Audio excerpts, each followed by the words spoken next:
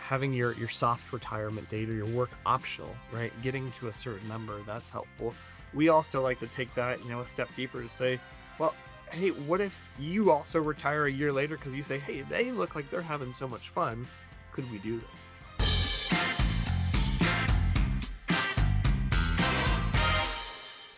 Scott, good to see you. How are you? I'm good, man. How are you? Good, good. I had an interesting call the other day, Hmm. and one of my longest clients getting ready to retire, Mm-hmm. but the other one wasn't. Hmm. So it led to a meeting, All right. and I think that's what I want to break down today because I'm sure you've seen it before, where we have a couple, and one may really be ready to retire. Maybe they just really don't like their job. The demands are becoming the work life balance is too skewed. But the other one, irregardless of age gap or not, right, um, just isn't ready yet. And so Yeah. that brings up not only a new endeavor or frontier of what they're going to be entering into together, Mm-hmm. but just new dynamics, and just a really, I'd say, nuanced or unique conversation of which we'll get to later. Is like, okay, how do you structure that from the technical side? But man, is this fair? One person gets to retire, the other doesn't, and how do we bridge this together so we both feel like we're all winning here? Sure. Yeah, that sounds like a fun one to dive into. It's something that we commonly work on with clients. It's just a specific frame of a timeline of retirement. Um, but yeah, I mean, ultimately, for all of us, um, we all want to live a life in which we're flourishing. And I think ultimately the question is what does that look like? And it sounds like the undertone there is that for one, um, they'd had it with work, and for the other, that's not the case. And so, yeah, let's just chat it through. Yeah, because I think this framework too could be applied in so many directions, right? In life, whether it's, hey, I want our kids to go to private school versus public school, or I want to buy this house and sell this one, or oh, we can't afford that. It's a framework for how we make decisions as a couple, regardless of what that decision actually is, because oftentimes you know, we're looking at the same picture but seeing two different things, right? Yeah, and I think it's common. I think people sometimes think that it's uncommon Right. for two individuals in a couple to see different things, but you and I doing this work know that it's so common. Mm-hmm. Um, just, for my wife and I, the way that I grew up in the Midwest with that Midwestern work ethic and keep and don't talk about money Mm-hmm. and and we had my own money stories are it kind of felt like abundance when I was a kid because we were never wanting for anything. And then in the 92, 93, kind of that early 90s recession, I remember my I think it was my dad lost his job and it felt a little tight for the family, right? So that created a bit of scarcity for me. Well, my wife never dealt with that. So the way that we look at the world is just different. And that's just one example. And it's not about me or her, but it's about the fact that we all come from our own money histories. And from that, you have the way you think about money. And there's very rarely do you think about it the exact same way as your spouse. Mm-hmm. Mm-hmm. Absolutely. And we oftentimes it's so easy for just the topic or intents and purposes of retirement. It's so easy just to have it be a moving goalpost or just to keep it arbitrary, right? But as we get closer and closer, those feelings, maybe for one spouse and not the other, get heavier and heavier, or those Sunday scaries or we're dreading going into work become realer, more real, right? I My, would say, um, you're at a crossroads, right? Um, And I think so often it's easier for couples just to talk about a number or say like when we get there. But when we're forced to get to a decision, I'd say there's usually a framework that we want to break that down by. Um, yeah. I think that there's a component that a lot of people are missing from that, which kind of ties into what you're saying about this particular couple. Um, Everyone comes to talk to us about money, but that's not the only thing that we have to invest. So we each in a relationship have money is one of the things we have to invest as a couple, but we also each have individually with our own integrity and our own dignity, we have our time, our energy, and our talent. And those mean different things to different people, and at different phases of life, they mean different things, right? So, like, I think of a client of mine who is a working lawyer, does really well, totally providing for the family. His wife works as well, and she provides for the family. He knows when he hits his work optional number, he doesn't want to stop using his intellectual capital. He wants to keep going. He just wants to transition to being a judge who makes a lot less, right? So I think the question ultimately, when you are shifting from work, the corporate work that we usually think of with a lot of our clients, to shifting into the next phase, isn't just retirement means I'm all done. I think that's often sometimes what we think is the normal. I hit my number, now I should just stop doing what I'm doing. Instead, it's what do you want to retire to? What do you want life to look like? Or said another way, what if you love your work and you don't want to quit? Like I had that happen with clients where the wife was in more of like a office managerial role in medical space because she actually helped run the medical practice when they were in private practice for a long time. She was sick of it. She just wanted to like hang out with the dogs and friends and like exercise and go to baseball games, and like she knew exactly what she was retiring to. Her husband loved being a physician, and he didn't really quit until he sadly got a diagnosis that made it so he needed to stop working. But ultimately, they were doing it in the same, timeline was fine. It was just, are we doing what we love? And are we supporting each other in what we're doing? And that's what it comes back to, right? Because oftentimes it's looked at as a binary, right? Of, well, you get to retire and I don't. Or oftentimes what we've seen is kind of this tension of, hey, things are going to change, and is that fair or not? But I think when you look at it, right, um, individually, right? What does this person really enjoy doing? Where is this person? And that could change over time. I think that's the beauty of financial planning, is that it's ongoing in nature, right? The only Mm-hmm. thing that's constant is change. And so what used to serve you in this role is now changing and evolving into the next phase or tranche or phase that you're getting into, and coming back and revisiting, hey, that very well, that dynamic that's serving you now, or in that first year where you're retired and your spouse is still at work, let's come back 6 months later. How does that still feel, right? Because oftentimes that may sound great on paper, but when one person's going to bed at a certain time because they got to be up on a Tuesday morning and the other person gets to sleep in, that could change. And so, on the technical side, we'll like to run different models to say, hey, to your point earlier about having your soft retirement date or your work optional, right? Getting to a certain number, that's helpful. We also like to take that, a step deeper to say, well, hey, what if you also retire a year later because you say, hey, they look like they're having so much fun. Could we do this? Sure. Right? Yeah. Yeah, no, absolutely. I think it ultimately it comes down to having a conversation, and that's where I think one of the joys of the work we get to do is we get to have those conversations where so like you and Kristen, if you're having a conversation with me, I get to hear about what does a great life look like to Kristen now, and what Right. does she need to have in life to live a great life. And your job's to listen, not to chime in. Because oftentimes we think about what we want and how that's going to conflict with what we want, and we don't pay attention to what they want. And what I find is that when couples find out what the other wants and they find ways to support each other, they just live a better life together. Yeah.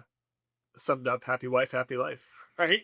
Happy husband, happy life. It's the same Yeah. thing, like the other thing is your question is pointing at something that exists for a lot of people, but the question is should it? And the question you were saying was I'm in a sense like I'm she gets to he gets to retire but I don't get to, or She gets to retire, but I don't get to. And what that's pointing at is that both of you don't like the work that you do.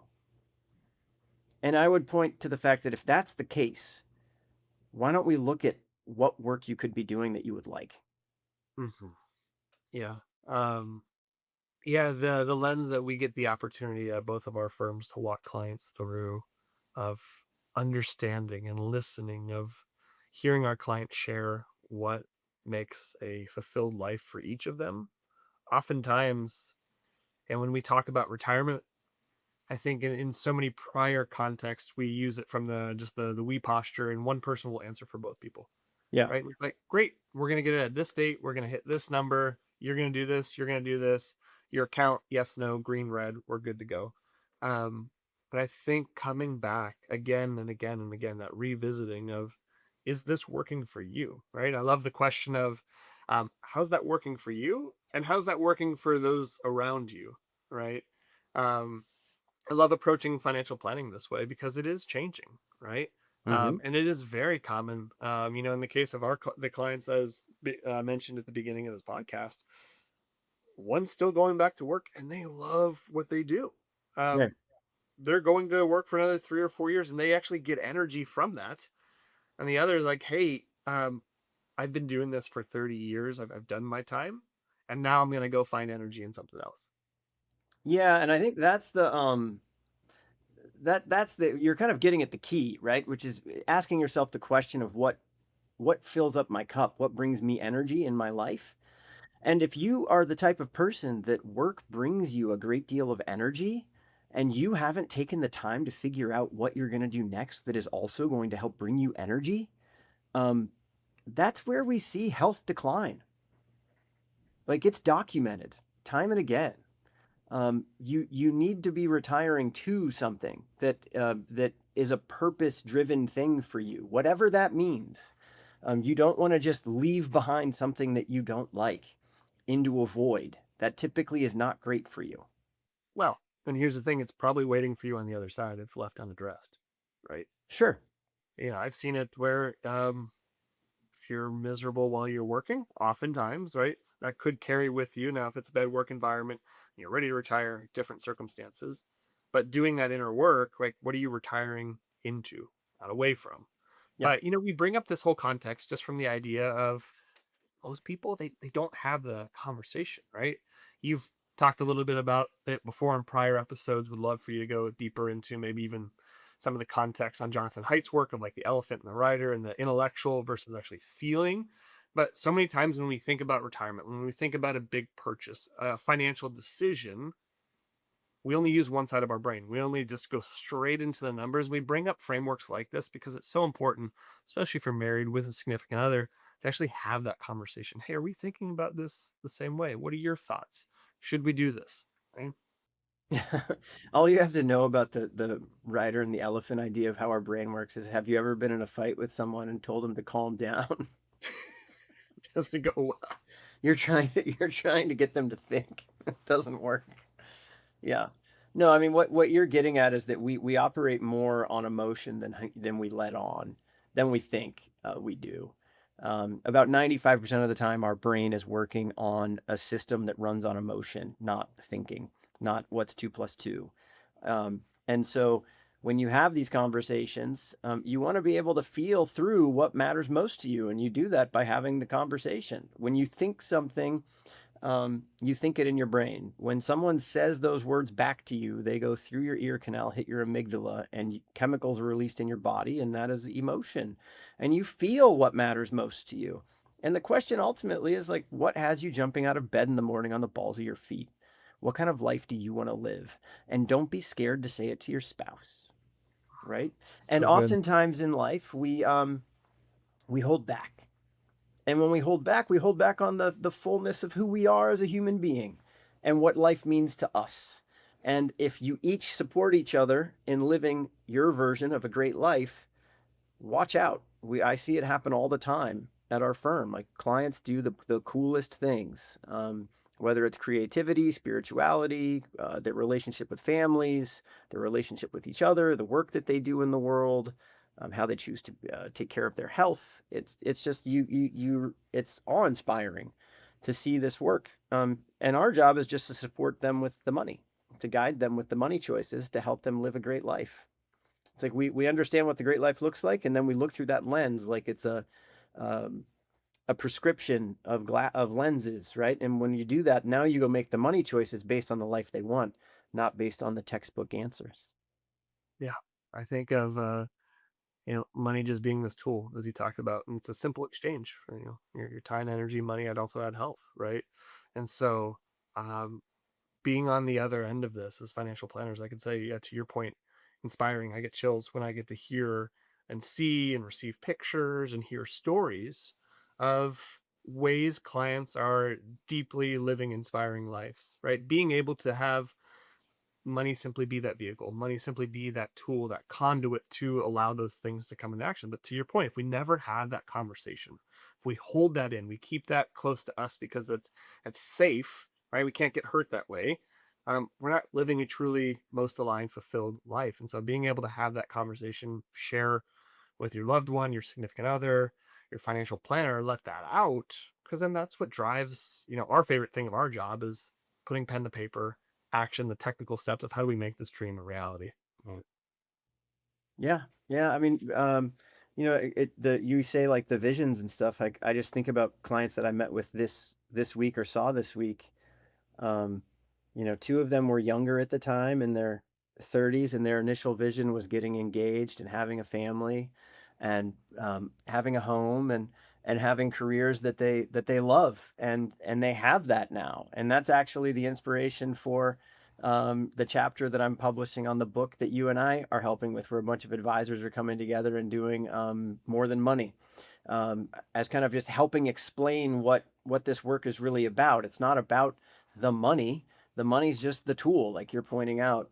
But it also makes me think about the client that I see in my neighborhood all the time, where she's the one that I mentioned retired earlier, and her husband loved working, and he sadly passed away. But they so their main thing was they wanted to travel with one another, and specifically back to Ireland to see where she was from, and where I think he had some connections back there too. And so, I'd get the pictures of the home that like her great great great grandfather like lived in, and all those things. But I was chatting with them about her about it more recently, and she was just like, I'm so grateful that we did this work, and that we went and took that trip before he passed. And that's part of what I get back to with the retirement thing. People often hold off life until retirement. Mhm. And I'm a huge fan of them living while building toward retirement, right? Because You can time is do not both. promised, Yes. as I've seen more than one occasion. So, it's a balancing act of figuring out, how do I feel about taking amazing trips while still working, versus, waiting until I retire and then going on the trips when I'm maybe not in great of health or other things. Yeah. I think of the book Die with Zero, right? And just the image that's seared into my mind is just the triangle of time, money, and health. Being able to have this balancing act where it's very difficult for it to be, all equal parts, right? Usually, um, looks very, different shapes and dimensions. At one time, we have a ton of time and money, but maybe our health isn't great, or vice versa. And if you sit in the seat long enough, you hear those stories, you receive those stories, and Yep. so that interchange of you could do both, right? And it Yeah. comes back to understanding, like, are we courageous enough to have that conversation? Because the beautiful thing too, what we found is there's room and space for both people to have what they want. Yes, there's always a way to find common ground. And the other frame that's really interesting, I think, as we aim toward retirement, which kind of gets back to that time, energy, and talent, especially when you have professional capital built up, is that we think it's all about having the financial capital to be free. But you also have intellectual capital and you have human capital. And you need to ask yourself, like, how do you want to use those in the next chapter of your life? Do you want to be the best granddad ever? That's going to be my goal, right? To be the best grandfather ever when I get to be in that future, if I make it there. And intellectual capital will probably be to always be teaching in our profession in some form or fashion long after I have clients. just because I love teaching and I love helping the next generation learn how to do great work.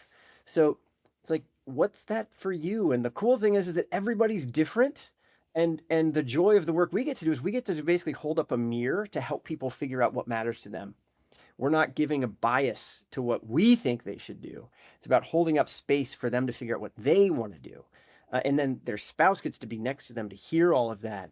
And then the thing that you like, it almost sounds cheesy, but it's not. We typically find you watch clients fall more in love with each other when they go through that work because they see each other fully for who they are. Like, I think I know who my wife is because I've known her since she was 19, and now she's in her, I'll just say, 40s. And she's not the same person she was when she was 19, and I'm not the same person I was when I was 21 and met her. Right. So it's but you forget that when you sit next to each other. It's when you get to have a chat with someone else and fully just listen and be like, whoa, that was really important to her. Oh, I should help make sure she gets that in her life. Absolutely. It's where the Yeah, good stuff happens. it is. Yeah. And that's where, you know, as a financial planner, we could both agree like that is the good stuff. That's what we love bringing out, evoking, if you will, out of clients. Because on the receiving end, right, seeing those pictures, seeing those stories lived out, that's what it's all about. And so it starts with having the hard conversation, bringing that out, sharing what's inside. Because when we look at how we build financial plans, which we didn't even get into the technical, no need to on this episode today, like, hey, if we do have differing retirement timelines, what does the sequencing look like? How do we have two different retirement dates? How do we do money? We can get to that. But again, if we don't know what we're planning for, we're going to have, bad outputs, right? And so being able to understand like this has to come first. The other stuff, the technical stuff, that's the easy part. That's why we have jobs, right? We need to know. It goes back to like what ladder, what wall we're leaning up the ladder against. Yeah, no, I would just, you're saying it really well. I would just add that when you don't know what you're aiming for, the tactics and strategies are endless. When you know what you're aiming for, the tactics and strategies are easy to employ, and there's fewer of them. Right? It just makes it so much easier to do the planning because now we know what we're actually doing. Absolutely. Yeah. Absolutely. Cool, man. This is a good one. Yeah. Yeah. Until All right, next Scott. time. Yes, sir. Take care.